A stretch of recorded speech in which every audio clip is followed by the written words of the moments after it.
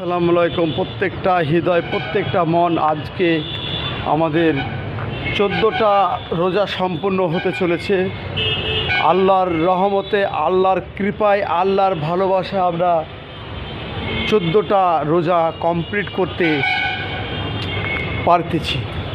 প্রত্যেকটা মানুষ ধৈর্য হারাবেন না, রোজা, নামাজ, তারাবি করে যান। অবশ্যই আল্লাহর একটা বরকত বর্ষণ। ভারতবর্ষ একটা স্বর্ণ দেশ, আমাদের মহান ভারত দেশ। ভারতে এত পরিমাণে সোনা, এত পরিমাণে টাকার একটা বর্ষণ আছে, আপনি কল্পনার বাহির।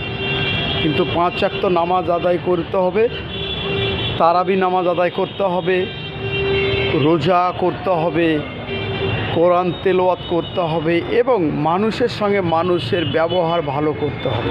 তবেই মহান আল্লাহ তাআলার সে বান্দার প্রতি, সেই দেশের প্রতি, সে মায়ার প্রতি, সেই পরিবেশের প্রতি রহমত বর্ষণ করবে। মাহে রমজান মুবারক।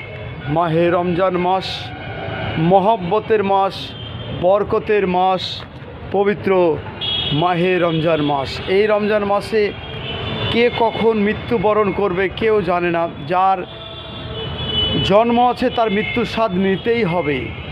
কেউ দুঃখ প্রকাশ করবে না, কারণ দুঃখ প্রকাশ করা একটা আফসোসের কাজ। যার যখন যে টাইম লেখা আছে সেই টাইমে মৃত্যুবরণ হবেই। প্রত্যেকটা মানুষের মৃত্যুর স্বাদ গ্রহণ করতে হবে, এটাই শেষ কথা, এটাই শেষ বাণী আল্লাহর।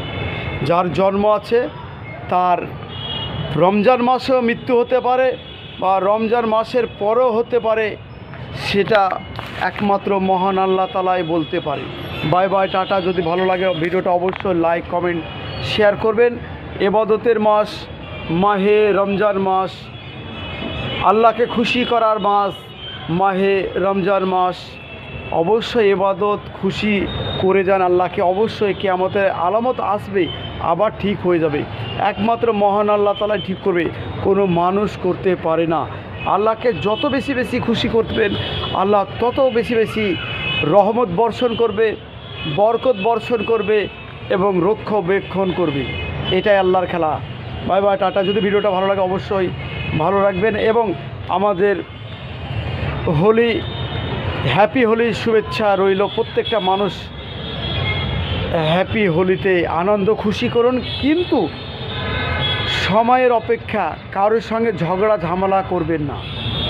একটা খুশি করতে যে কোনো বিনা কারণে একটা অখুশি হয়ে যাক জীবনটা, কখনো চাইবেন না। মন